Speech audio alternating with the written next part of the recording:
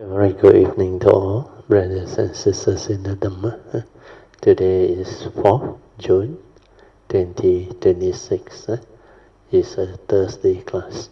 So we will be continuing our sharing from this book, our Heart Sutra book, second edition, page 228. As usual, we will be having our physical puja. Namo 本师释迦牟尼佛。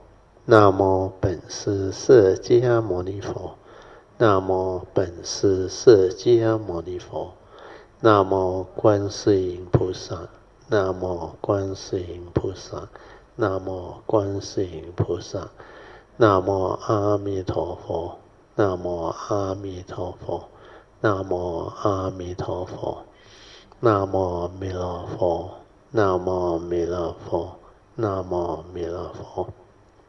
南无药师佛，南无药师佛，南无药师佛，南无普贤菩萨，南无普贤菩萨，南无普贤菩萨，南无文殊菩萨，文殊菩萨，南无文殊菩萨，南无地藏王菩萨，南无地藏王菩萨。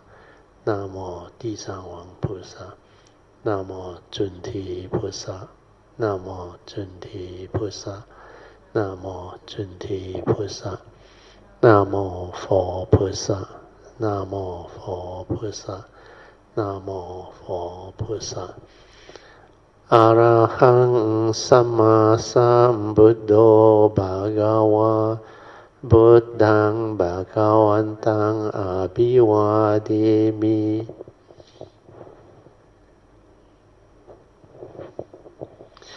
สวากขาโตภะคะวะตาธัมโมธัมมังนัมสสามิ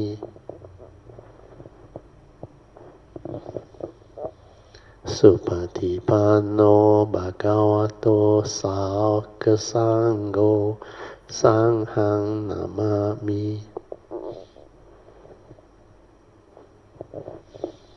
นะโมตัสสะภะคะวะโตอะระหะโตสัมมาสัมพุทธัสสะนะโมตัสสะภะคะวะโตอะระหะโตสัมมาสัมพุทธัสสะนะโมตัสสะภะคะวะโตอะระหะโตสัมมาสัมพุทธัสสะพุทธังสรณังกัจฉามิธัมมังสรณังกัจฉามิสังฆังสรณังกัจฉามิดุติยัมปิพุทธังสรณังกัจฉามิดุติยัมปิธัมมังสรณังกัจฉามิดุติยัมปิสังฆังสรณังกัจฉามิตติยัมปิบุตตังสรณังกัจฉามิตติยัมปิธัม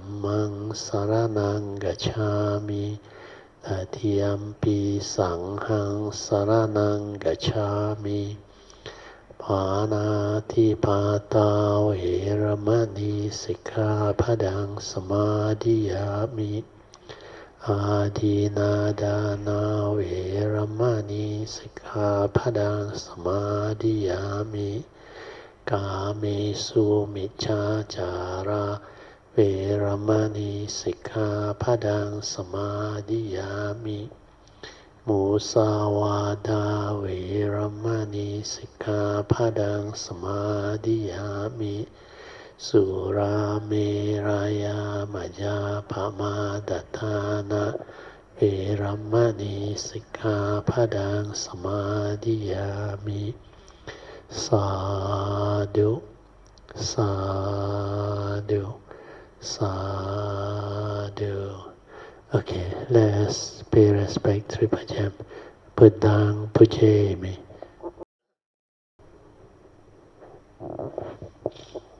Dhammang Pujemi.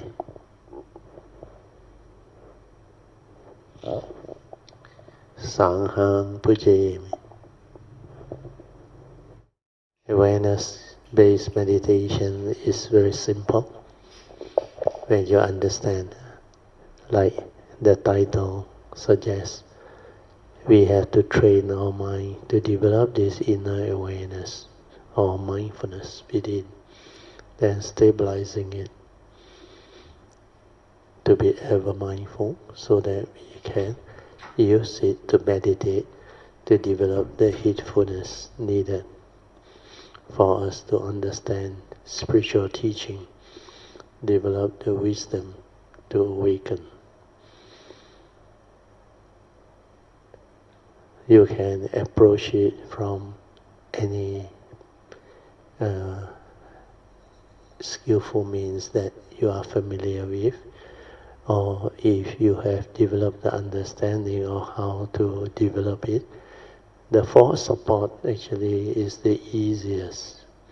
But most people need something to anchor their mind to and use it to develop mindfulness.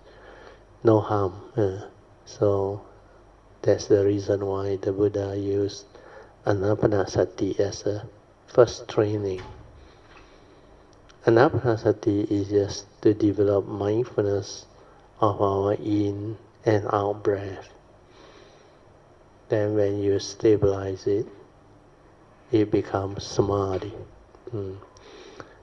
But more important is to develop the stability of it until that free mind that is in sati becomes so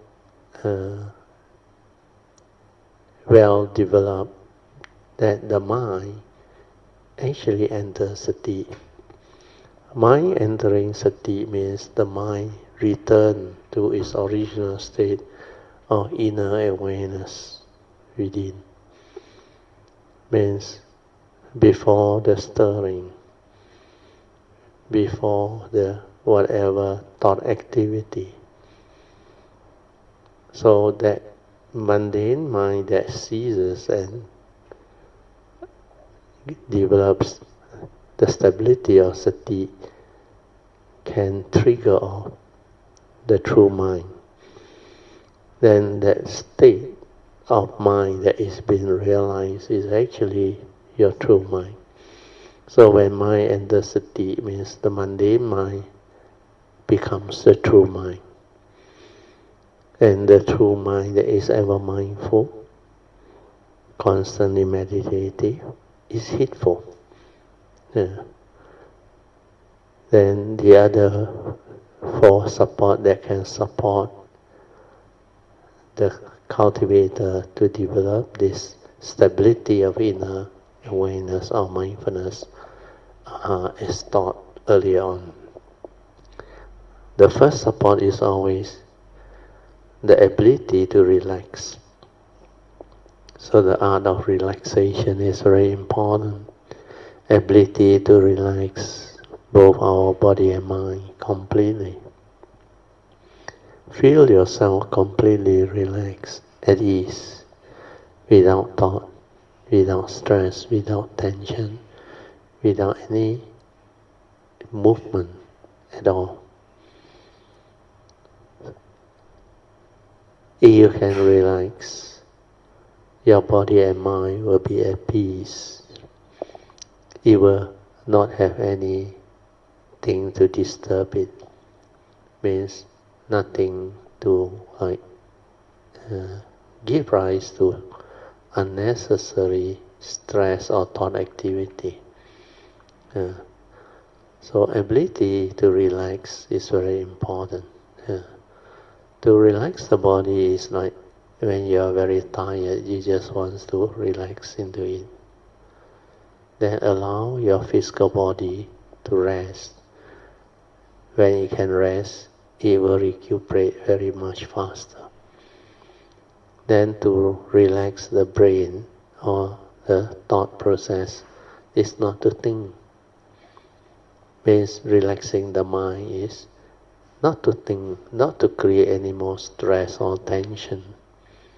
Just relax.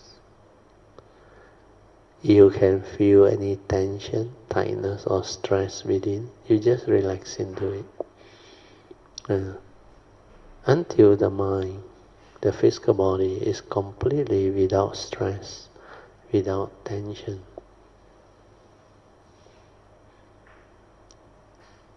Then after that, you silence your mind. Maintain the inner mindfulness or awareness. That is your silent mind, your true mind.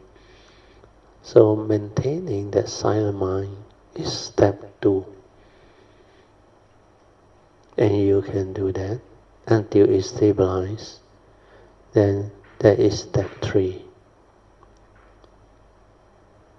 And these first 3 support are very important. If you don't know how to relax, don't know how to maintain awareness, then you will create a lot of thought activity, you think a lot. Your mundane mind stir and move. Then it triggers what we call thinking. So when thinking arises, the form and mind will be lost in thought. So when you are lost in thought, means you are preoccupied with what your thought is telling you. So as a human being, we can only do one thing at a time. Either we are aware within the moment to observe, to understand, to see things as they are, or we are lost in thought activity, preoccupied with what the thought is telling you or conditioning you to develop. That's why you stir your mind. You react to sense experience. Then you arise all the unnecessary emotion born of wrong thought. That's why all of your fear, worry, anxiety, sorrow, lamentation, even your excitement, they actually are conditioned through your thought activity, your knowledge, your preference, your whatever conditioning that you have acquired while living life.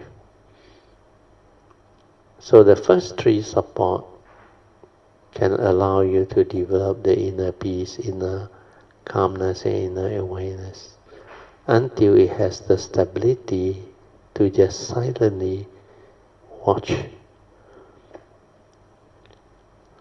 Ability to watch or observe what is going on within the moment is meditation.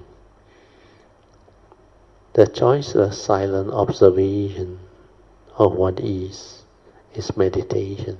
Where through this observation, you can develop wisdom, understanding. You can also insight into phenomena and awaken. That's why the silent mind, which is our pure awareness nature, is very powerful.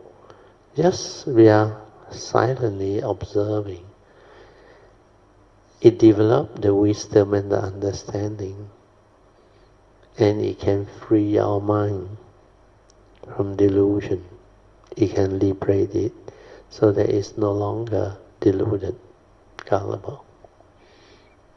So all these are very useful.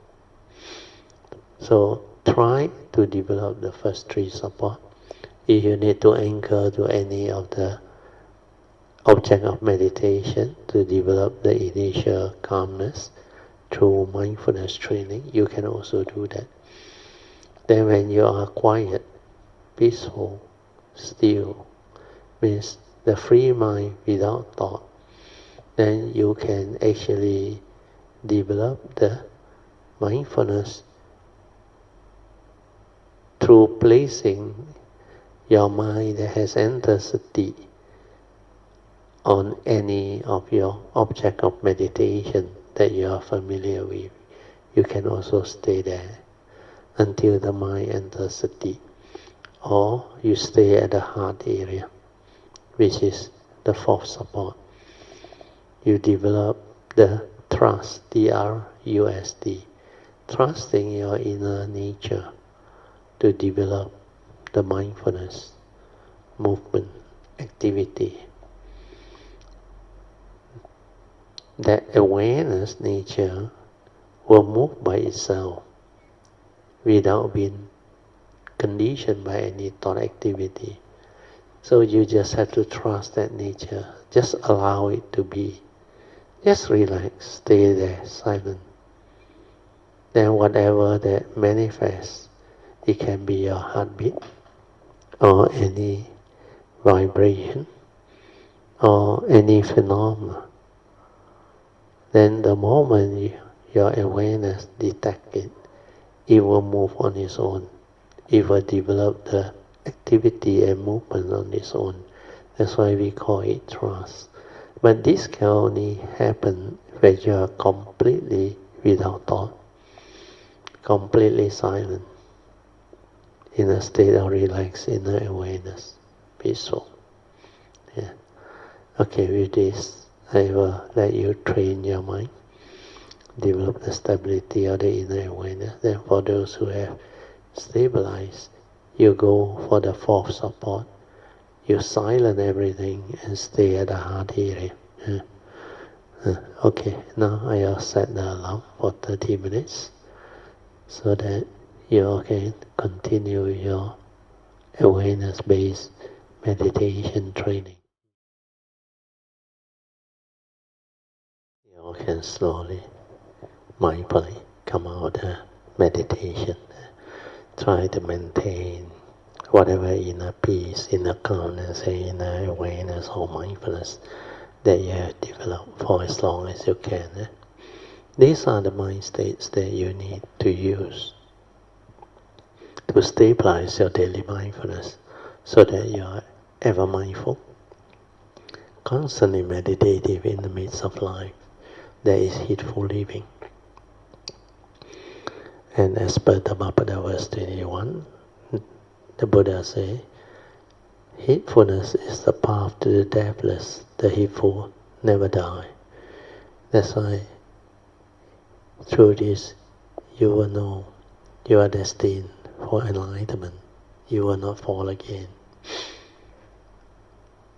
And Dhammapada verse 23 confirm that those who are heedful, they will realize enlightenment, the supreme born-free Nibbana.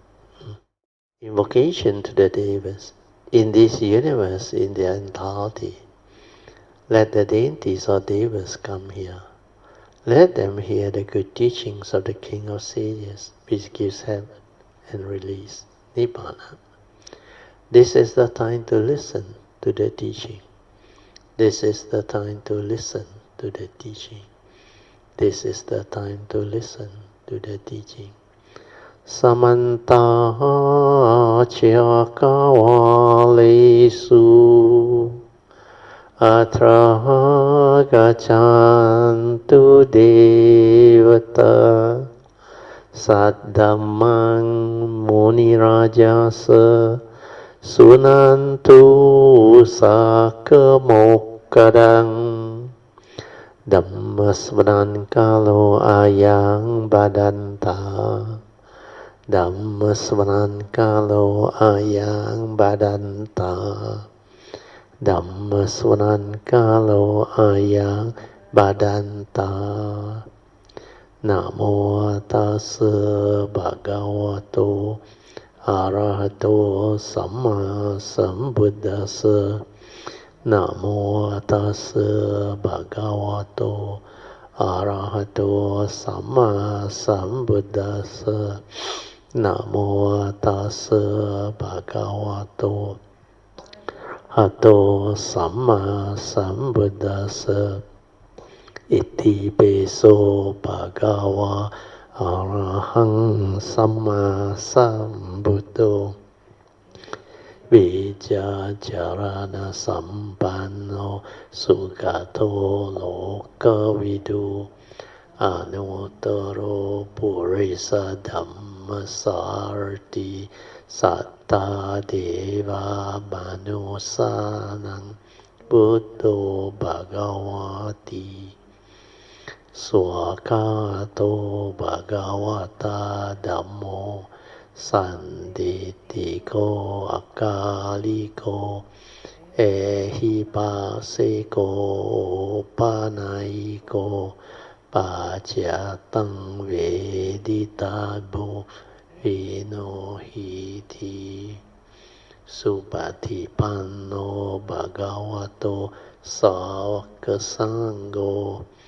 Ujjupatipanno bhagavato sāvaka sangho Nyāyapatipanno bhagavato sāvaka sangho Samicipatipanno bhagavato sāvaka sangho Yadidang Chatari Purisa Yokani Atta Purisa Pugala Esa Bhagavato Sāvaka Sangho Ahuniyo Pahuniyo Dakkeniyo Anjali Karaniyo Anutarang Punyang Ketang Lokasati Sadhu Sadhu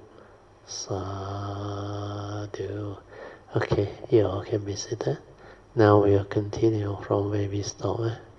We are at 5.3.13, page 228 of our second edition of our Heart Sutra. Silence the mundane mind to develop the wisdom or understanding.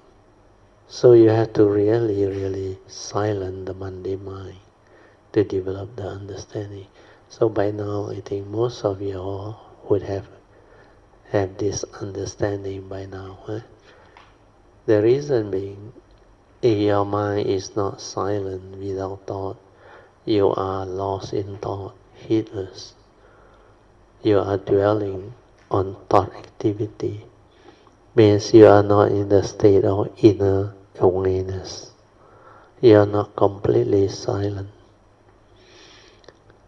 When the mundane mind is active, you cannot be mindful, you cannot be aware within. Your mindfulness cannot develop. That's why the prerequisite is to silence the thought process, the thinking mind, the mundane thought activity. The mundane mind is dependent, originating. Always remember that. Condition arising. It was not there initially. Initially, it's just that nature within, the pure awareness nature. But from there, all things arise. All thought activity arise. The thought is basically the pure awareness nature with its content. When you input the content, then it shrinks the spacious awareness into a small space. Then that content went in, trigger off a thought, and that thought is active. It has its mental intention. It has its life. That's why thought come into being. The birth and death of that thought, one after another in succession, through conditioning, through our views, opinion, conditioning, belief system. And all this are the activity of the mundane thinking. And thought cannot develop wisdom. Thought can only develop knowledge. Thought is a good instrument to develop knowledge, to actually understand science, technology, and all the other physical and biological order of nature. But thought is incapable of wisdom, because it is limited in the sense that it's the product of awareness.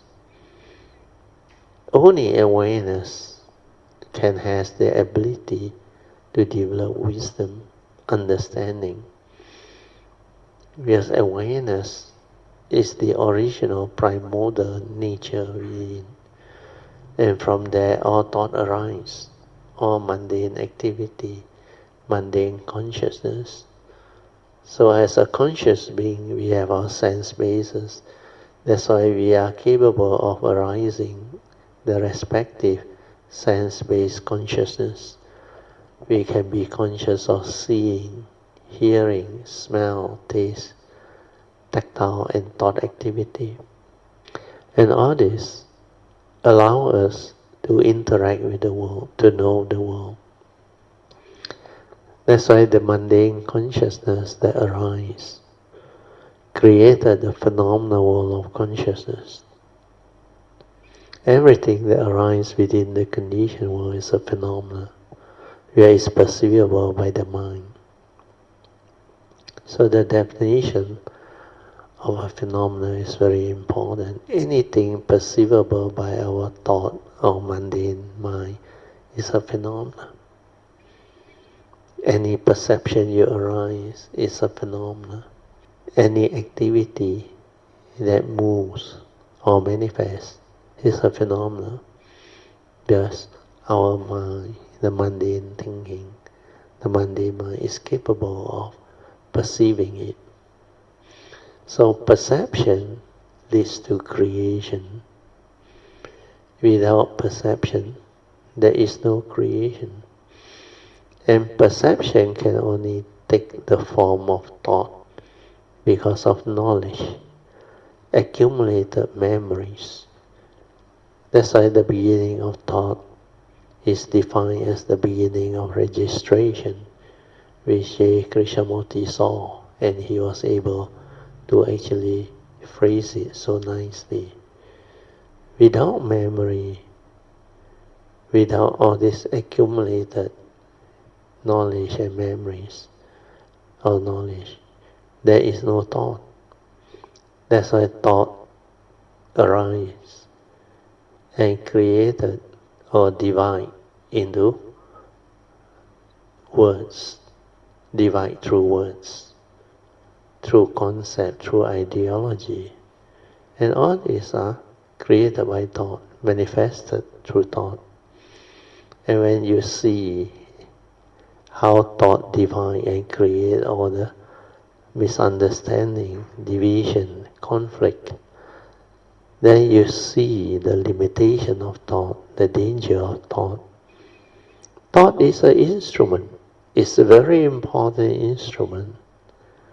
It's like a tool, tool, or an instrument that can allow us to use and do beautiful things, proper things. So the use of thought is very important. Like money, thought is neither good or evil. It depends on the use of thought. So when you understand the analogy between the use of money and the use of thought, then you understand it is not the thought that created the problem. It is the user of thought who don't have the wisdom that trigger all the sakkayaditthi or self-delusion that entangle itself through the evil roots of greed, hatred, and delusion. And all this can only be understood through the silent mind, observing, silently observing and insight in the phenomena and awaken to all the intricate understanding. So now I read again the title. By now you should understand better. Silence the mundane mind to develop the understanding. Where you don't silence the mundane mind, the true mind, the pure awareness nature that can see things as they are and develop the wisdom and insight in the phenomena to awaken cannot arise. So the silent mind is the true mind. The moment you are without thought, that true mind is already there. The awareness, sati, mindfulness is already there. That's why the real awareness-based meditation is without thought. That's why any thought-based activity or thought-based meditation cannot give rise to wisdom. It can only give rise to further what they call knowledge. Knowledge is not wisdom. And knowledge, we are taught, can be very deceiving when you don't have the understanding. You must understand how thought divine and the limitation of thought. Then you will know how to develop beyond thought, which is awareness. That's why awareness-based meditation is mindfulness-based. And mindfulness is the basis of wisdom. So now I read on, and you will understand. So you have to really silence the mundane mind to develop the understanding or the wisdom. The whole process of understanding the thought has nothing to do with the words, the verbalization, nor is it a matter of mere experience. Your experience is also from the thought. Who experience? The thought experience. Pleasant and unpleasant sense experience. Nice and not nice. Awareness doesn't experience anything. Awareness has got no mental states. And there is no like or dislike within the pure awareness nature, where there is no duality, no concept, no word, nothing. The experiencing always comes from the mundane mind. So the next word is very important. The next word is verbalization. And what verbalization can do to the mind. Krishnamurti says verbalization indicates what? Yes, dullness of mind. Who verbalizes? The thought verbalizes. And when it verbalizes, your mind becomes dull. You don't have the clarity, the energy to actually understand. It is lost in thought, preoccupied with all the thought activity and processes. So here, verbalization dulls the mind. So verbalization develop dullness of mind. And you all, some will go and note rising, falling, or rising, falling, lifting. So all this is a process of dulling the mind. But they call it vipassana, believing that by noting you can become wise, you can insight into phenomena, etc. Not knowing that by doing so, your mind becomes even more dull. But if you know how to do chanting, then it's different. The vibration comes out, and the awareness is aware of it, which is not the thought, noting another thought. When you are aware of thought, it is a different thing. It is sati. Thought will arise, because upon contact you will trigger off the consciousness, then you input the content of consciousness. And there is awareness which can be with the moment of contact, the moment of its arising of that consciousness, like the physics experiment, or just like what the Buddha said, in the seeing, there is only that seeing consciousness that manifests through nature's law. When sati is aware of the moment of consciousness, then it can understand how the mind, conditioned by its content of consciousness, move and stir inside. This is vipassana. This is seeing things as they are, developing the understanding. You can be with the moment to be aware of all this movement and activity. That's why I use the word. You can be with the moment to be aware of them all. That's why sati can see thought, and sati can see all the aggregates of mind or thought of the mundane mind. But thought cannot see awareness, where thought is a product of awareness. So this one is a very important understanding, because J. Krishnamurti said, verbalization indicates dullness of mind. And experience being what? Cumulative. When you experience, you accumulate. Accumulate through memory. That's why you accumulate all your psychological memory. Most of it is your phobia, your fear, your insecurity, or your aha moment and happy moments. But most of them are something very impactful upon your life, especially phobia. Then the next word is very good. And experience being what? Cumulative. Means what? Yes, memory. You accumulate what you experience as memory. That's why in the Mahayana teaching of Buddhism, the Mahayana Buddhism said, the second noble truth is accumulation, ji, ku ji. They never use the word cause of arising of suffering. The four noble truths which they decide as ku ji, mie tao, is different from what Theravada tradition define.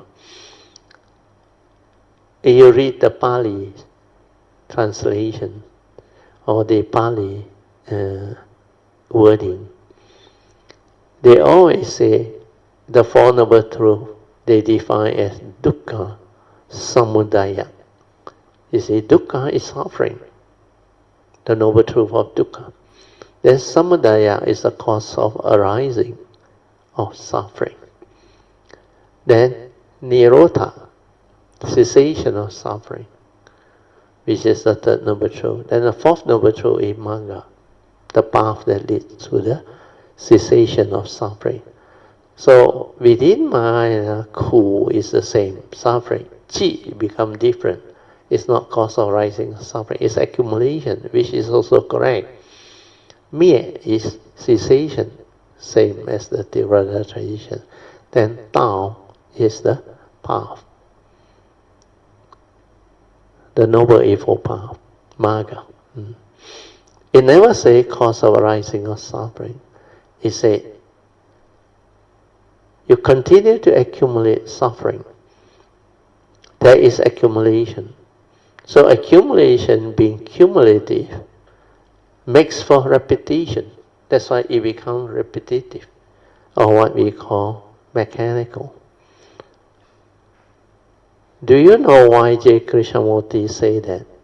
When you accumulate as memory, that is your downfall. Where if you cannot see that is just a thought that you retrieve via memory, then it will condition your craving, your positive and negative craving. Where you had that experience before, you want it repeated. Let's say you come across nice food or beautiful experience or good meditative experiences. Then what happens? The next time when you do your meditation or when you eat something, you want to compare and you want to measure through what?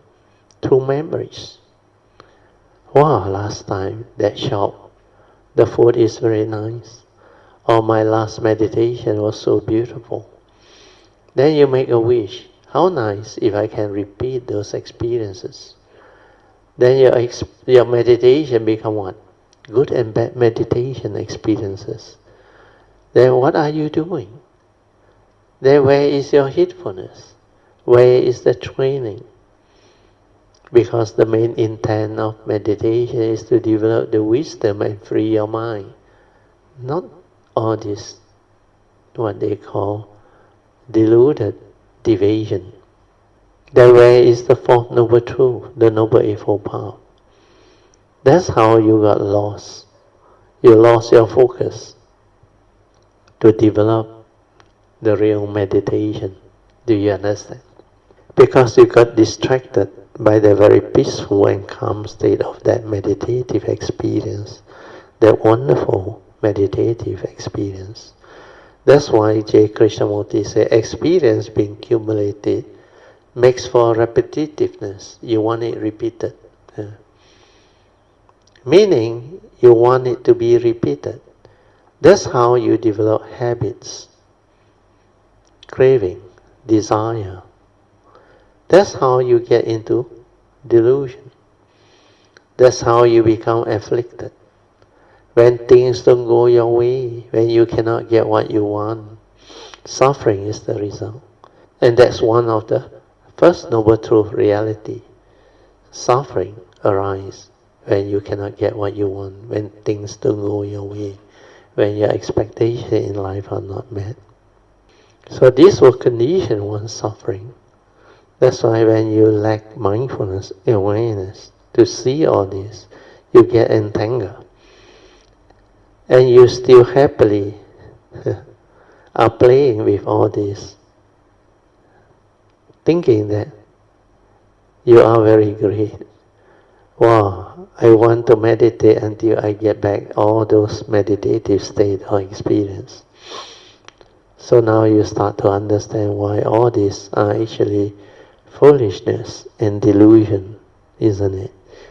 That's why you must be clear about what is meditation as taught by the Buddha. You must meditate with understanding.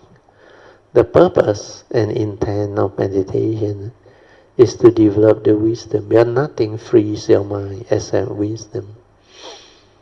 And wisdom can only arise through awareness-based meditation, the direct seeing, the silent observation of what is. In Krishnamurti's word is choiceless awareness of what is. Then 5.3.14 awareness or sati or mindfulness is not determination. The next line is what means the J. Krishnamurti quote. The quote says awareness is not a matter of determination. You cannot determine to be aware. Because who determine? The thought determine. Who wants to be aware? The thought wants to be aware. For purposive direction is resistant. Means you direct it. And because thought direct, meaning you want things your way. That's why you resist. That's why you say, you have to accord and flow. You want to be free. Sorry, I read the second part again. That's why you resist, because I have always been saying to you all that you have to accord and flow if you want to be free. So meditation is not about resisting anything. To relax is not to resist. To let things be, to be completely silent without thought, and just be a silent. I don't want to use the word observer. Silently observing, without resistance. That's why they use the word choiceless awareness. Without choice, you don't resist. You don't use your knowledge, your memory, your conditioning to interfere with what you observe. You don't judge. You don't command. You don't do all those things. You just relax and silent, accord and flow, and be with the moment in complete tranquility and stillness. Then you will develop the understanding. Then J. Krishnamurti continue. which tends towards exclusiveness. What does it mean? The egoic mind wants that me and I can do this, imply very exclusive. I already improved, my meditation is already not bad. And all these other thoughts. So that's why when you determine, then there is a direction, there is a goal where you want to walk towards. That's why the moment you want to be an arahant, you are dead. Already dead, because the becoming kills you spiritually. Who become or who wants to become? The thoughts wants to become. And becoming is craving. The moment you have craving, you cannot realize the enlightenment. Just to realize the enlightenment, you have to cease all craving, all becoming. Craving is desire. Move up. Then 5.3.15 is the awakening, the realization, the enlightenment. So don't try to become anything. Just silent. Be sincere. Patiently cultivate. Then you will awaken. That's why I say sincerity, faith, and perseverance will bring forth the way. The moment the mundane mind awakens and realizes itself and sees, that's wisdom. And when wisdom arises, there is no more delusion. That's why you could see things as they are. You awaken to the three universal characteristics of nature, anicca, dukkha, and anatta. There is no more delusion. The thought will have no more power over you. Then you see things as they are, which is beyond thought, beyond time. Otherwise, you will continuously use thought, which is psychological time. Then you will be trapped in time and trapped within the field of thought. So this is very important. Trapped in time means heedlessly thinking. And trapped within the field of thought means thought activity. Mundane thinking, thought-based meditation. 5.3.16. This one is beautiful. The mystery of life unfolds. That's why with choiceless awareness or sati, pure awareness, you let the phenomena tell you the story. You don't go and look for the story. Then next one is what? We are discussing actually the J. Krishnamurti quote, which is very profound. That's why I take out part by part. It's just like the Lotus Sutta, where we actually take out part by part of the sutta. After awareness is the silent and choiceless observation of what is said. In this awareness, the problem unrolls itself. I like the word unfold. That's why I say I prefer to use the word unfold itself. This can happen because when you silence your mind and develop only the pure inner awareness, which has that clarity and awareness, wisdom energy, the phenomena will tell you the story, the movement, the activity, the silent observation. Your silent mind will develop the understanding. The awareness without thought will awaken to it and understand what it is. That's why this is seeing things as they are. Silent observation of what is. The insight. That is how you will understand without word. How contact triggers of consciousness. Not only consciousness, within the content that you put in, there is also feeling, which will simultaneously also arise. You will come to know them all. not through the textbook, not through the one-dimensional dependent origination teaching that says upon contact feeling arise. Then you go and look for the feeling. This is so gullible, isn't it? Just like the physics experiment, upon contact, consciousness comes to be. The mind becomes conscious first, and then within, there is also the content of consciousness, where perception and feeling also arise. Then feeling will be stirred and be conditioned into craving because of sakkayaditthi or self-delusion, due to your lack of wisdom, or what the Buddha called as yoniso manasikara, wise attention at the moment of sense experience or sense contact. You develop instead ayoniso manasikara or unwise attention. So that is how living beings get into trouble, get themselves entangled. Now, move on. So when you understand all this, the whole mystery of life like slowly unfold itself, then you start to understand how you function as a human being, following the dependent origination or paticca samuppada or dwelling teaching. That's why when you develop the silent mind, don't try to know anything.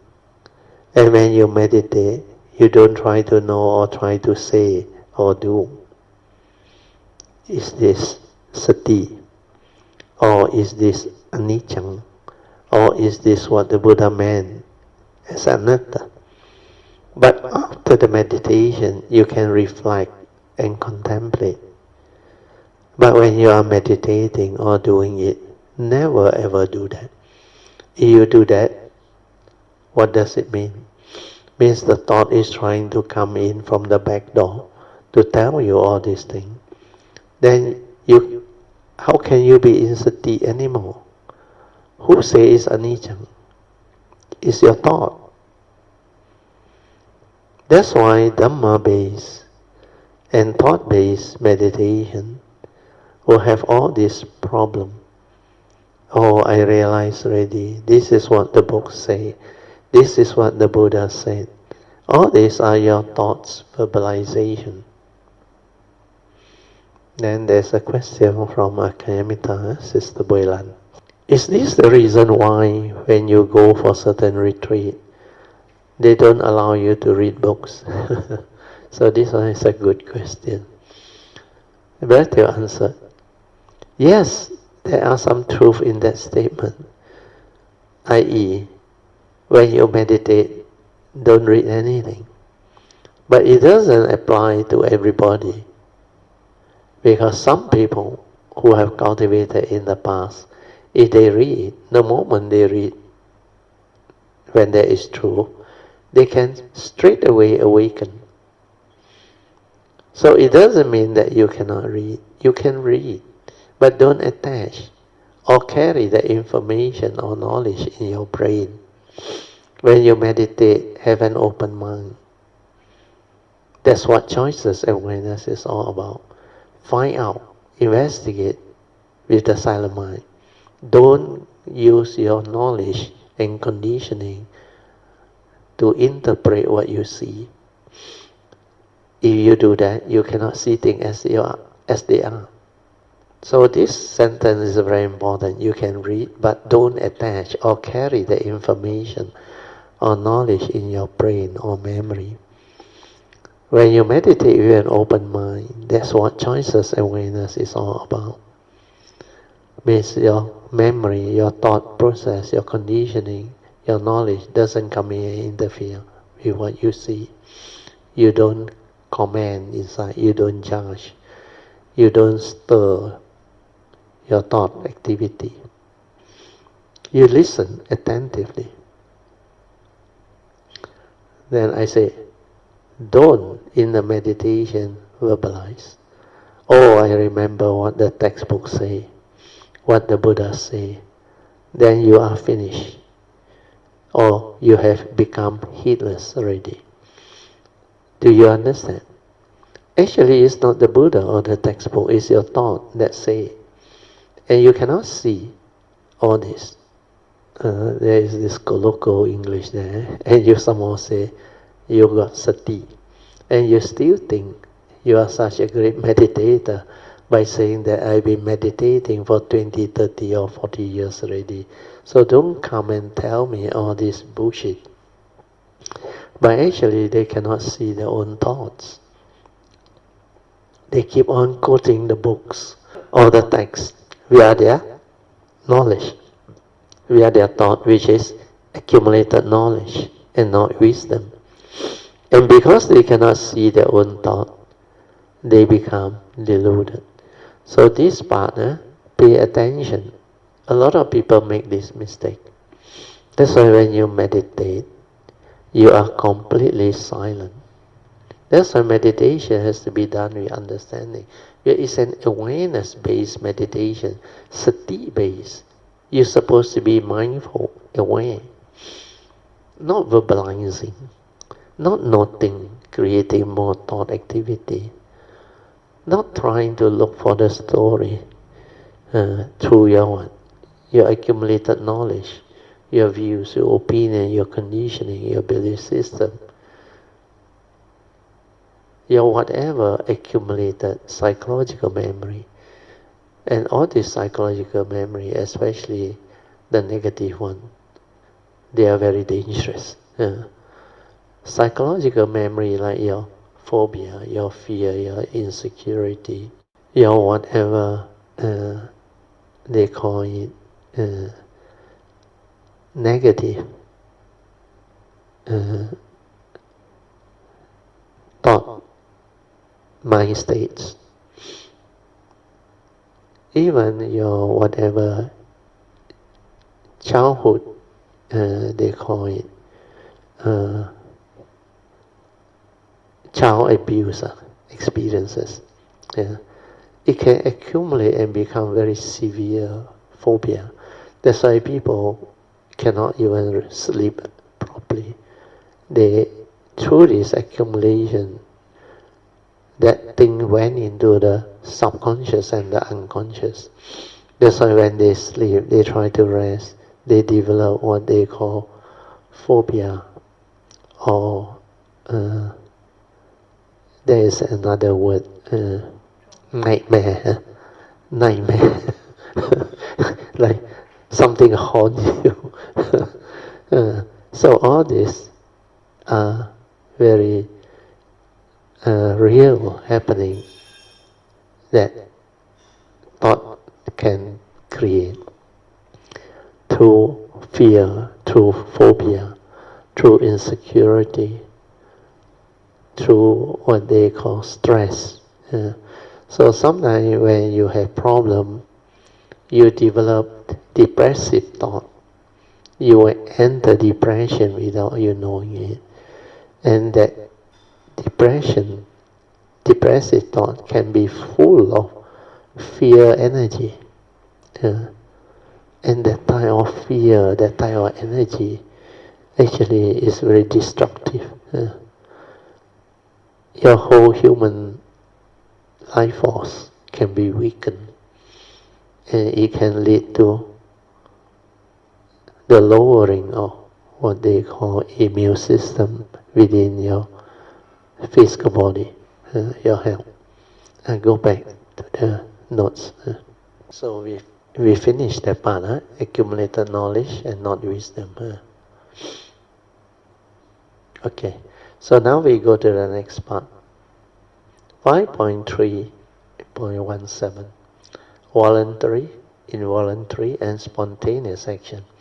So there was a question from Akayamita, Mr. Chai. I think he is my senior, a mechanical engineer. He is Cheng Hun's husband, I remember. He said breathing or heartbeat, we don't have to think about it because it will be there by itself. But when we come to the unconscious, subconscious, and voluntary and involuntary action, how do you develop the understanding? So that was the question.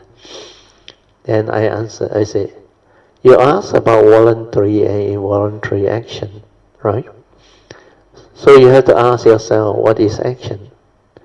Action is the form of mind or the human being doing something through the thought. Correct or not? Then voluntary action means there is a will involved, as against spontaneous action when you don't think. Within the field of thought, the awareness, within the field of thought and awareness, there are three types of action. Voluntary action, involuntary action, and spontaneous action. But for your case, you only have two because you are only within the field of thought. You study biology before, right? Voluntary action is when you have a will to define what you want or intend to do. Like if you want to come out of your sitting, then you voluntarily. Then voluntarily you come out of your sitting. But for the biological experiment is different. The biology teacher will ask you to put your leg cross up. Then the biology teacher will use a rubber hammer to knock your knee. Automatic or involuntary, it reacts. So this one, you don't have a volition, but through your reflexes, that system become like automatic. That is involuntary action. That one has nothing to do with the thought's intention, but from your physical setup, through nerve response, it just moves. That's involuntary action. Whereas voluntary action is through your will, involving your mental intention. The third one is via wisdom, spontaneous action. No will is involved, no desire, no craving, no pre-planning, no checking with memory. It inquire whether to do or not to do. That's why it's spontaneous. Whether like that better or like that better. If you act like that, it means you don't have wisdom. If you have wisdom, you don't have to think or make a choice or consider, but instantaneously. But instead, you just spontaneously or instantaneously know what to do. According to J. Krishnamurti, acting according to memory is not acting at all. You only consider and think initially. Just like when the Buddha taught the Kalamas Sutta to the Kalamas, he said, whatever they teach you to do, you have to check. If I do or I follow, does it harm myself or harm others? That one, you use thought to develop the initial understanding. Then you decide to do or not to do. Then if it's the truth, if it doesn't hurt you or harm others or hurt others, then by all means, go ahead and do. When you cultivate until you awaken, when you have awakened already, you will do things spontaneously with wisdom. You don't think anymore because the thought is always selfish and egoic. Via wisdom, you just act spontaneously. That's why that day in the Thursday class, someone told me she can do things spontaneously already. Your sister Ingbi, while in the office, there was a colleague who early on had a misunderstanding with her. This colleague thought she was the one who did the year-end appraisal. He was not happy because he didn't get a good appraisal. But later on, he came to know that his appraisal was not done by Sister Ingbi. Then a few days later, after the Cameron Highland retreat, she brought some strawberries to her office and placed it on the table near the store room. Then this colleague of hers walked walked by and spontaneously she talked to him. She said, "There are some strawberries that I have brought from Cameron Highland, and you can have it. It's quite nice." Surprisingly, he was very friendly, and at that time, Amy didn't feel anything. But later on, when she was on her own, then with her awareness, she came to realize that it was the awareness that enabled her to act spontaneously. If she had thought about it, she would not have approached this colleague, because there was always the memory that say, this colleague doesn't like me, so it may arise some misunderstanding if I approach him. When she recalled and reflected upon this accident, she just smiled, because suddenly this colleague was not like before anymore, so friendly already. He already could respond with such pleasantness, and is now so different. So this is the difference between spontaneous action that happens naturally and the one with the pre-planned approach. We are taught consideration, which is not natural at all. 5.3.18. Check and question the thought. This is by Byron Katie. People can see it because that planning is the thought, and thought is always selfish and egoic before one becomes enlightened. That's why before you become enlightened, try not to use so much thought. When you have straightened your view already, then you can use thought. Otherwise, thought is very dangerous. That's why Byron Katie asks you to check and question the thought. Is it true? Are you sure it's absolutely true? You tend to say, yes, it is the truth. And then with her third question, you will start to understand how thought deludes you. The third question is the turnaround. The third question is about what happened when you think that thought. Oh, I became miserable. Then the fourth question, without those thoughts, how will you be? Oh, before those thoughts I was noble, happy and beautiful. Then you will come to realize that all these thoughts that make you unhappy, miserable, fearful, selfish, with the evil roots, are all wrong thoughts deceiving you. That's why the Buddha states it clearly in the Noble Eightfold Path, that you must develop right thought, born of right views, or right understanding. How to arise right thought? The user of thought is very important, isn't it? If the user of thought is deluded, then how can it be right thought? If the user of thought is deluded, thought will become evil. That is why you must put in the right effort to cultivate virtue, goodness, kindness, etc., to arise the right thought that are still not in you after you have straightened your views. To have right view, you must have the understanding of the five universal order of nature that governs all of life and existence, especially the law of karma, karma niyama, and the law of mind, chitta niyama. Otherwise, without the straightening of your views, via your right views, your thought will always be wrong thought. Yeah.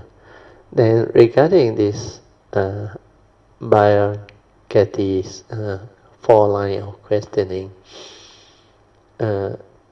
what you need to understand is she tried to let you understand what makes you miserable. Actually, it's just a thought. And what is a thought? Eh? Something that arises and passes away. How come it has such power over you and can make you so miserable? So who gave thought that power? That's why when you don't question thought, when you wrongly believe that your thought is your friend, then you can get into trouble. Yeah? Because the thought can tell you a lot of wrong things. That's why if you don't know how to apply the Dhamma Sutta to your thought, then you can be deceived and afflicted unnecessarily. So like the Buddha said, you must question the thought. If I follow what the thought say, does it harm me and does it harm others? And usually the thoughts are very provocative. The thought will tell you, maybe you will receive, especially certain thing about life, like a relationship problem. Then sometimes you become suspicious that your spouse has cheated on you. Then some even go to the extent of hiring what they call private investigator and all those things. Then when the private investigator come back with all the photo and all those things and confirm what you suspect, then what happens? You become worse, isn't it? Like hell break loose, isn't it?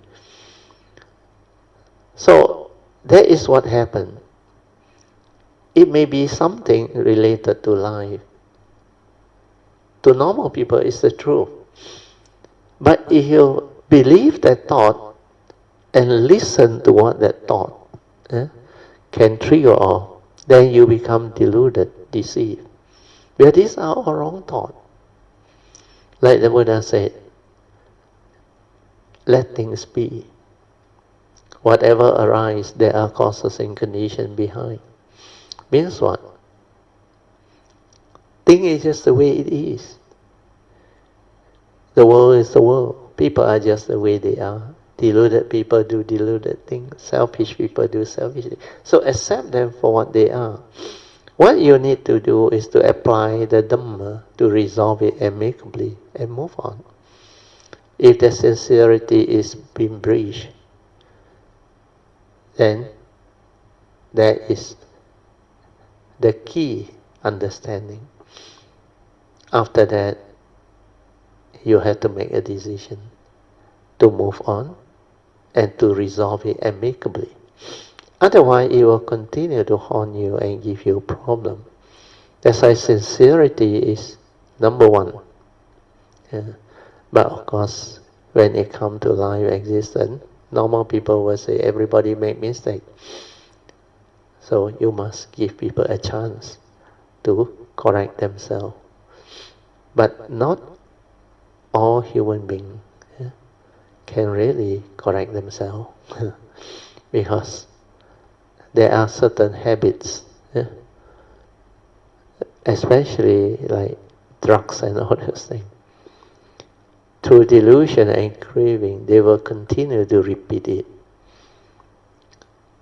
No amount of forgiving can actually change the thing. So to resolve things amicably means resolve it there and then. Whether you want to give the other person a second chance or what, that is another matter to consider. When they truly repent, then yes. That's why repentance must be done sincerely with understanding. Otherwise, no point. So, when the thoughts say your spouse cheat on you and do all those things with all the proof, you believe it, what happened? You become very, very unhappy, miserable, and you react to it and create more suffering for yourself and more conflict and misunderstanding. Then you drag this karmic conditioning into future life. The hatred, the envy, the jealousy, the lack of understanding bring forth tremendous suffering, not only to those involved, the spouse, but their children, their in-laws, people who have relationship with them, they are all affected. Then sometimes it can erupt into such big matter. So the right way to observe it is to see it and understand it and come to terms with this reality. Happen already. What are you going to do with it? Get angry? No point. I always say you got two choices. React to it and become miserable and suffer. The other way is accept that reality, resolve it amicably, and move on. So how to resolve it amicably is very important. Following Noble Eightfold Path, the Dhamma way. With right view, you have the right understanding to accept the reality because there are causes and conditions behind. Then arise the right thought, right speech, right action, and right way to live your life to actually resolve everything amicably. Then with a clear mind, without anger, without hatred, without envy, jealousy, emotion. That clarity of mind will allow you to actually come out with the understanding. Then you inquire, what happened? How can I resolve all this amicably? That's why Brian Cathy say, if you don't believe that thought, before all these things come into the open, you were peaceful, loving, having good relationship. Then how come all of a sudden all this like becomes so different? It leads to so much suffering, misery. It's because of the thought, the memory. You feel cheated. Who feels cheated? The thought. That's why I question the thought. It's only a thought. How come it has such power over you? Thought arise and pass away. Thought is dependent originating, condition arising, causal phenomena, not a reality. Thought is egoic, selfish. That's why it can develop envy, jealousy, hatred. It can become afflicted. Everything points towards the wrong thought, the thought that don't have the understanding. Means the user of thought is deluded. So you don't have Dhamma, you don't have the right understanding, following the Noble Eightfold Path, then you will not be able to resolve it. So to resolve it is very easy. If I don't believe the thought, if I don't think that thought, I will be beautiful. So why must you hold on to that wrong thought? So you instead accept the reality, then inquire, how can I resolve this amicably? Before that, you can inquire what actually happened. Then write it down. Then how can I resolve this amicably so that both can move on with your life? So if you can resolve it amicably, then there is a solution. Then you will not entangle yourself in any of this future karmic activity. That's why repentance, asking for forgiveness through whatever that happened, is an understanding. It's not a weakness. So all this can be developed. Oh, go back to the note. I have to stop already. 9:54 already. Okay, we end here. Wait. Oh, I finished the 5.3.18. Okay, we end here. So we mark this page 5.3.19. Habitual tendency and memory. So now we come back to our second session, which is meditation reporting, followed by whatever question that you may have, you can ask. Okay. Anybody who wants to come in, report meditation, or ask any question, or share on what we have discussed today, or develop what we call Dhamma in daily life based on your meditative experience.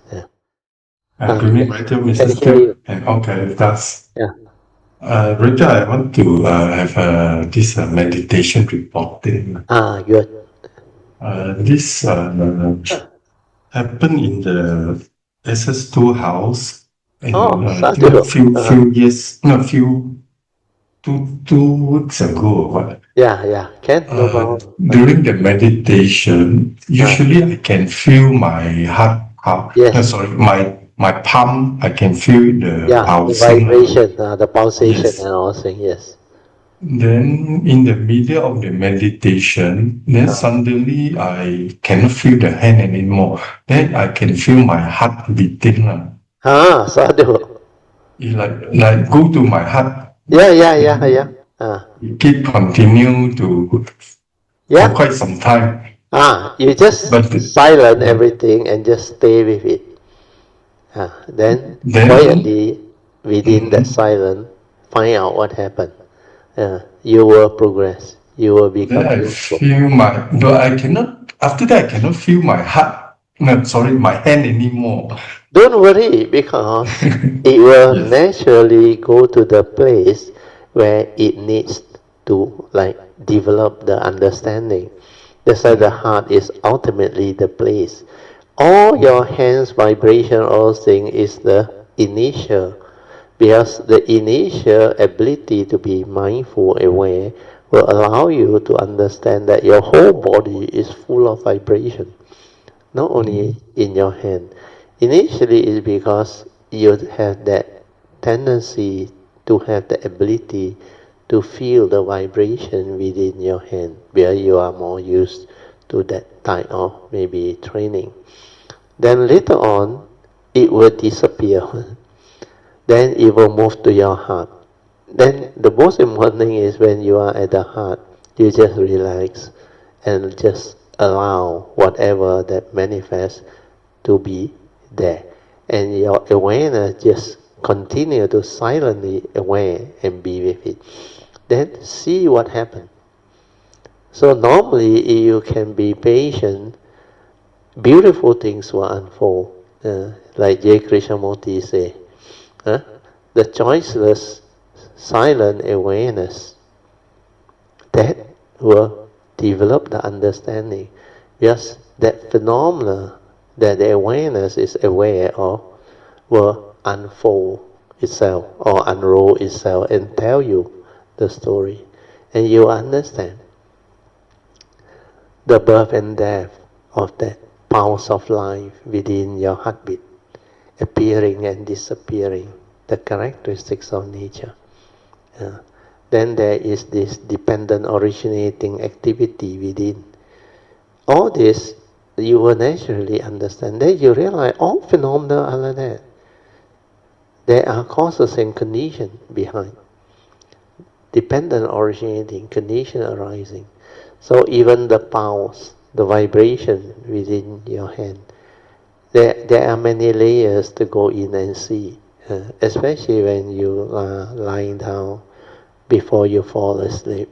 All this vibration will be very clear. Then you just silent and allow the sati or mindfulness or awareness to be with it. Then you see what happens. Normally, the pounding, the vibration, they will slow down after a while, then become very quiet. Then you will reach a point where it's so subtle that you hardly feel. Means your mind is starting to enter sati. Otherwise, you cannot feel your heartbeat on without the stethoscope. That's why when he go to your heartbeat, means it's a good sign. So you continue to have the faith. You can develop some joy, of course, and stay at the heart. Then allow it to stabilize. The key to progress is to allow it to stabilize. Then when it stabilizes, you will find out for your own self that this pounding of the heartbeat initially is very gross because it's not regulated because that is your normal heartbeat. That's why sometimes people need to take medication to regulate their blood pressure and all those things. This is how the doctor found out. But if you meditate, you actually don't need medication. But please don't get me wrong. It helps, but if you really need because of your health condition, taking high blood pressure tablet is okay one. Taking medication is okay one. But make sure you have the correct medical advice. But what I'm trying to share with you is the actual awareness-based meditative understanding. As you continue to be aware and mindful, all these vibrations, they will become like more and more quiet, until it become very, very quiet. Then all of a sudden, one day it become very subtle, like you can hardly feel it anymore. And that is good sign. Means your mind has entered sati, and you need a higher, more refined sati or mindfulness to actually detect it. Then after that, it becomes so quiet until like there is no more thought activity.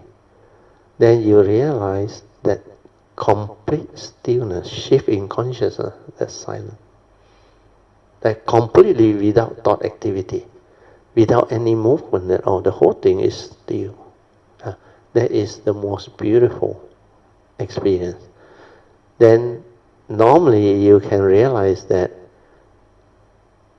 if your wisdom is stable enough, you have contemplated deep enough, then you can have a glimpse of the cessation. That moment, the pure awareness also ceases. But just a glimpse, a moment. But good enough. After that, when you come out of it, you will understand a lot of things.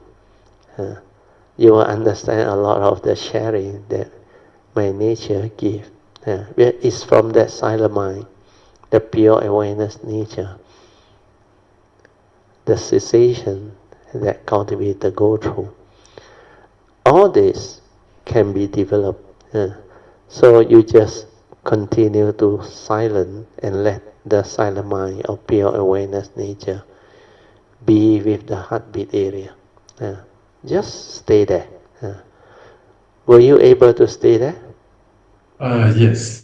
Oh, But good. then for quite some time. Oh, that's very good. Just Before continue. you ring the bell, then suddenly I cannot feel anymore. Then my hand pulsation I can feel back. Come back to you, yes. It like come back to the hand already. It's for you to develop the understanding. Because when you develop the awareness, you can only be one place at a time. Understand?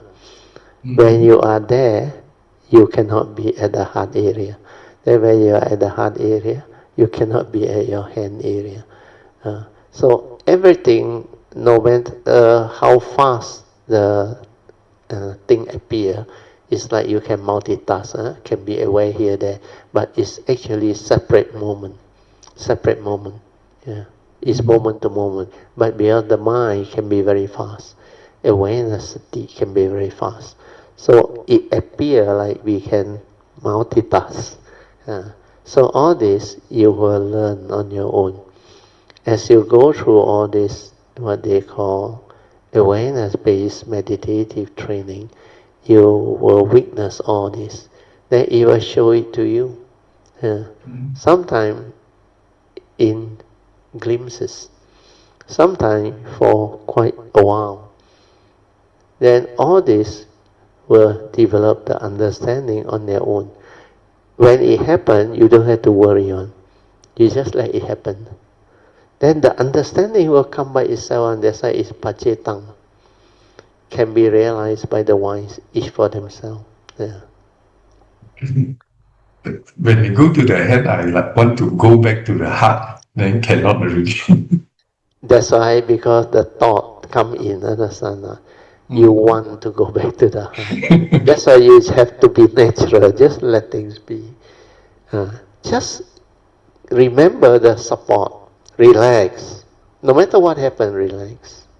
Then maintain awareness. Then let the nature detect by itself.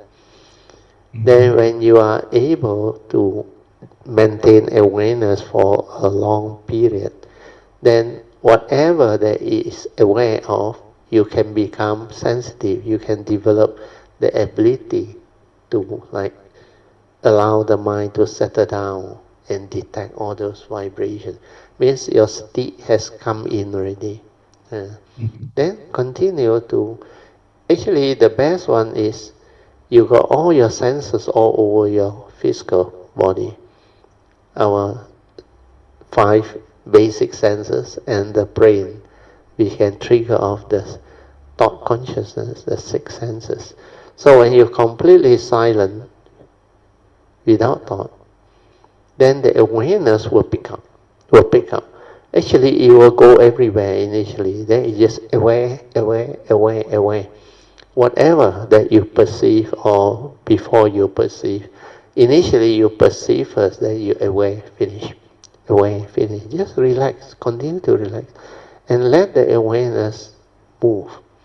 It will move by itself. It will detect whichever that has the, what they call sense data that is more prominent or more pronounced or more strong. It will actually trigger off that contact. Then your awareness, being awareness, it will turn towards the sense base that is most prominent. But no need to know. Aware, finish. Then just let it be. Then all this, as you continue to allow it to be like you are dead, only the awareness aware, then it will start to slow down. Then you realize there is a sudden shift in consciousness. Your mindfulness like goes in deeper, become more refined. Then you will be able to develop more understanding of what this awareness is capable of. Then wherever you locate this awareness, when you do the 4th support later on, you go to the heart, it will detect by itself because it has the ability to be mindful already. Then that movement, you just let it move. You feel very good, like you don't do anything. That's why choiceless, silent awareness of what is going on, what is the reality. Just let it happen. Let it manifest. Away, finish. Away. Just away. Then it will slow down. Until you realize that silence, complete silence, without thought activity and movement. The first time you realize that is the most beautiful, where that is your true mind. And that true mind is very, very unique, very powerful. Then when you can stay inside there for a longer period, you understand a lot more. Then you will understand why I explained to most of you earlier on that you start to realize you have 2 minds. One, that primordial, pure awareness nature, which was there all the time before thought activity arises. That's why the baby, newborn baby, got no thought, nothing. It's just aware, the direct see. But as we grow up, we accumulate a lot of knowledge and memory. And with that type of brain and senses, we must also be capable of that direct seeing, that silent observation. Then that is the real one, the real progress, the real understanding. Means the thought activity, the knowledge, the conditioning, the belief system, everything, they cannot come in and interfere with what you see, what you hear, what you smell, what you taste, what you tactily feel and think. So, when the thought cannot come in and condition you into negativity, means you have developed the stability of sati. You can be with the moment more and more. Space between thought starts to lengthen. Then most of the time you are just aware, heedful living. That one may be much later. But beginning is already good progress. So continue to develop it. Have faith, silent. Then just let it develop. Do you have any more questions? Yes, actually I got one question. You ask. These few weeks, this word, this Yoniso Manasikara, Sadhu. keep coming up. So I see back all your old videos and I also Google the internet. But I somehow just cannot understand the meaning of it. Okay. I mean, it's like one's attention at the moment, it sense experience. Actually, I cannot really grasp the meaning of it. Okay, I explain to you. You listen again. Yeah. Actually, I have explained it many times, but because you are near to the understanding already, that's why now you listen. You see, Yoniso Manasikara means wisdom at the moment of sense experience or sense contact. If you have not developed it yet, this Yoniso Manasikara is not in you one. It's not something where you can learn on. You cannot learn on. It's not a knowledge. It's an understanding. So this understanding has to come through the first turning wisdom, or second turning wisdom, or third turning wisdom. First turning wisdom is like those who have cultivated before in the past. The moment they hear truth, they develop the understanding. Means through listening to the teaching, they awaken. Like when Asaji told this Sariputta, he said he just want to learn from Asaji. Then Asaji said he is still new. He also just heard the first sermon, second sermon. Then he has we have been humble. He tried to tell Sariputta that he himself also just learned this. So Sariputta being wise, he has cultivated before. So he told Venerable Asaji, he said, don't worry, I only need the key words. I don't need much explanation, is it? You just tell me exactly what your teacher tell you. So he just repeat the stanza. No? My teacher said, whatever arises, there are causes and conditions behind. And these causes and conditions, my teacher has explained, which is basically the law of karma.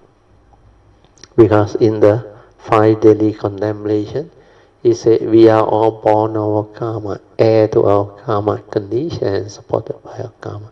And we are what we are because of our karma. And from there, through listening, Sariputta become a Sotapan. First stage of sainthood, straight away. Of course, Asaji, after Anatta Lakkhana Sutta that followed, also become Arahant. So, that Yoniso Manasikara means when you already have cultivated before, either in the past or present, when you hear this word, whatever arises, there are causes and conditions behind. How did Sariputta just awaken? Means he straight away understood what existence is all about. Well, we live in a conditioned world, existential world, which is condition arising, dependent originating. That's why whatever arises, there are causes and conditions. Means everything within existence is a phenomenon manifested through causes and conditions. That's why he immediately realized the universal characteristics of anicca, dukkha, and anatta through the universal law. And the law of karma is very powerful. So from there, he straight away break the first fetter, sakkayaditthi, self-delusion. That's why he realized sotapanship. They are supposed to break the first 3 fetters. The other 2 fetters, Sariputta already had, because he is already a cultivator, or they call a samana at that time. So straight away upon hearing that, it breaks sakkayaditthi. Then the faith in the Triple Gem, the Buddha, Dhamma, and the Sangha, is already there. Then the other one is adherent to right and ritual, no more, because he know if once you break sacrality, you know he know you, he know me. There is no permanent unchanging entity within, where everything is a phenomena, dependent oriented, including the form and mind. That's why he straight away actually break free. But that one not easy to understand, because that one cannot really give you a clear understanding of what Uniso Manasikara, because that one involves past cultivation. But the second turning, the Buddha said, if you cannot develop the understanding after hearing his teaching, then you go into the second turning. You contemplate, reflect, and inquire. Why did the Buddha say that? Why did the Buddha say, Sabbe Sankara Anicang, Sabbe Sankara Dukkhang, Sabbe Dhamma Anatta? So when you contemplate and reflect, then you realize through your own sati or mindfulness observation that everything that arises, there are causes and conditions behind. That all sankhara, your thought activity, they arise and they pass away. That's why they come and they go. When you realize that everything that manifests through the thought activity, sankhara, they arise and they pass away. That's why it's impermanent. Condition arising, cause of phenomena. Then whatever thought activity that you manifest, ultimately when you attach, you cling, you encounter the first noble truth reality, the eighth reality without wisdom, you suffer. Then you realize the beauty of the teaching. That's why he says, Sabbe Sankara Anicang. All Sankara, they are impermanent. They come, they go. They arise and they pass away. It's just a thought with its content, nothing else. Then, if you attach and cling, when you don't have the wisdom to know that it is not a permanent unchanging entity, then the egoic mind, the ego, the sacrality, self-delusion, creates the evil root for you to attach. You develop possessiveness, selfishness, greed, anger, hatred, fear, worry, anxiety, and all this will lead to suffering. That's why all sankhara, through your thought process, it will develop into attachment, clinging, and grasping through the evil roots of greed, hatred, and delusion. Mainly delusion. And from there, you straight away awaken that all of sankhara is impermanent. Then why do you cling? Why do you hold? They follow nature's law, pancha niyama. Then whenever you encounter a situation in life, then you realize human beings, before they become enlightened, they use thought to try to resolve their problem. So, like the Buddha explanation, no amount of thought analysis or reasoning can give rise to the wisdom to solve your problem permanently. Means to root out the problem. Because thought activity can resolve quite a lot of problem temporarily by coming out with a lot of justification and all those things, or auto-suggestion and all those things, or reasoning, but they are not a permanent fix. So Yoniso Manasikara means when you have contemplated deep into it, through the second turning, the first noble truth, the eighth reality, you go through, then the cause of rising or suffering, the cessation, and the path there. So when all this contemplation becomes very stable, you develop a type of wisdom which is more stable than before. Then you realize this eighth reality, without wisdom, without the understanding of the characteristic, the universal characteristics of impermanence leading to suffering, you cannot free your mind. Because suffering is the result of not able to accept the reality of what is. Means whatever that arises, there are causes and conditions behind. Means there are nature's law that governs life and existence. When you want things your way, which is not nature's way, then you suffer. That understanding is Yoniso Manasikara. So, whatever happens in life, accept the reality. Don't create a negative craving through wanting things your way. You have to accept first. Then the acceptance free you. Make your mind clear. Without all the negativity of mind state, like anger, hatred, fear, worry, anxiety, then what happens? The mind that has the understanding to accept the reality through that initial wisdom, sabbe sankhara anicca, sabbe sankhara dukkha, then that one will immediately, spontaneously free you. All sankhara lead to that, but you have to contemplate until the understanding is very clear. Then you can apply it.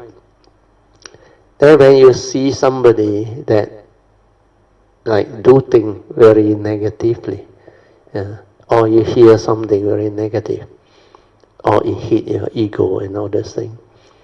So your tendency is, through habitual tendency, you stir your mind and you react and become afflicted. So once you have contemplated, then you realize what I share with you. You have to learn to see things as they are, accept them for what they are. Then you realize there is no right and no wrong, no attachment, no duality, nothing. People are just the way they are. Conditions like that, things will like that. Means deluded people do deluded things. No right, no wrong. Then you can see things as they are and accept them for what they are. Then you become peaceful. Then you realize all the wrong thoughts come from Sakayaditi, the egoic mind that condition the evil roots of greed, hatred, and delusion. And through this evil root, the mental hindrance manifests. That's why without the evil root, the wrong thought and the wrong view, the mental hindrance will not be there. The craving, the like and dislike will not be there. Then you link all this back, contemplate, reflect, and develop all the understanding. Then this understanding becomes very clear. At the moment of sense experience, you no longer stir your mind and react like before. And that is Yoniso Manasikara. Means spontaneously you know they are just the way they are. Like my understanding that I share with you. Deluded people say deluded things. So straight away that thing subsides. It cannot carry on. So can you follow, Chan? Yes. So that is Yoniso Manasikara. Then like my teacher, Ajahn Chah say, only mighty nature ruling by, following nature's law. So, not so real, not what you think. He know you, he know me. No one born, no one die. Then all this understanding is through your wisdom developed out of the Dhamma cultivation, the contemplative wisdom. Of course, the third turning one is very powerful. That one is like spontaneous one.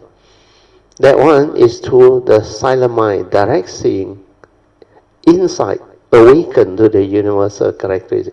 And once you have that, then you got no more problem. Every moment of sense experience, that spontaneous understanding is there, where you have insight into the characteristics of nature. You have seen the movement and understood the paticca samuppada, everything. Then you know what the phenomenal world of consciousness is all about, how it's created through the four circle formation. From the source, first to arise the pure awareness. Then in your silent awareness-based meditation, you saw that. Then from there, it creates the mundane thinking mind, the fine aggregate of form and mind, the thought process. Then, because the fine aggregate of form and mind have the sense basis, upon contact with the sense data, And the consciousness, it creates the phenomenal world of consciousness. Our sixth type of consciousness. That's how it manifests and enables the living being, especially us human beings, to know the world and to interact with the world. So the existential world, or the conditioned arising world, this one is just a phenomenal world of consciousness and form, no reality, manifested through consciousness, through our sense bases, like physics experiment. Then when you understand all this, you realize that they are all not real, not what you think. They are just dependent originating phenomena. Then consciousness is like a magician, illusionist that create illusion for you. So when you contemplate and develop the stability or understanding, then your yoniso manasikara, which is the initial wisdom, keep on arising. Then through the third turning, bhavana maya panya, wisdom born of direct seeing, that one will awaken you then, straight away. And that awakening is very powerful because it's born of insight, direct seeing. The silent, choiceless awareness of what is. And that one gives rise to penetrative wisdom that can actually liberate your mind. Then all this phenomenal world of consciousness and form will have no more power over you. Then everything you come to perceive, is just an image in your mental. And how real can it be? Externally is dependent originating, like the block cut analogy, not so real. Then how do you know that it's a block cut? It's just an image, it's even more unreal, understand? Then you realize everything, the conditioned Dhamma and the unconditioned Dhamma are two sets of separate Dhamma. When you have the unconditioned Dhamma, you cannot suffer. You're no longer deluded. The conditioned world is a beautiful place for you to live life, to live the noble life of heedful living. You cannot go back to the old way of heedless living. That's why once you have all this understanding, yoniso manasikara keep on manifesting. Okay? So with this, I think you will understand better. Huh, Chan? Yes. I will listen to it. You listen to it again, then you contemplate, then you will understand better. So this yoniso manasikara is a type of wisdom, understanding, born of the three turning one. Especially the second turning, the initial wisdom. Then after that, when it stabilizes, it will receive truth. Anytime, any place, anywhere. It can be any of the three turning. It can just trigger off awakening. Complete awakening. Then liberation of mind. Then that five aggregate of form and mind will realize itself and cease. Then when it ceases, the pure awareness also ceases. Then you have a glimpse of Nibbana. Then sometimes it will cease longer. Then you realize that state of cessation means Nibbana experience. But it's not an experience actually. It's just a cessation. Everything just ceases. Then you go back to the four circle formation. Then you start to understand the first circle. What Nibbana is. Actually that one, no thought, no duality, no word, no concept, the unconditioned cannot be described. All this will be understood. Okay? Thank you very much. Sadhu. Let us rejoice. Sadhu, sadhu, sadhu. Okay, we will share merit, transfer merit, then we end. Akasata cha bhumata devanaga mahindika punyang tang anumoditwa cirang rakantu loka sasana ita wata ca amihi sampadan punya sampadan sabbe deva anumodantu sabba sampati siddhya idang menya tinang hotu sukhita hontu nyateyo Idang me nyatinang hotu sukita hontu nyatayo. Idang me nyatinang hotu sukita hontu nyatayo. Devo asatu kalena sasa sampati hitu cha Vito bhavatu loko cha Raja bhavatu dhammiko. Imina punyang kamina Mame bala samagamo Satang samagamo hotu Yawa nivana patiya. Sadhu, sadhu, sadhu. Okay, you all can now pay respect mindfully to Lord Buddha, Kuan Yin Bodhisattva, and all the worthy one. Then we end. Sadhu, sadhu.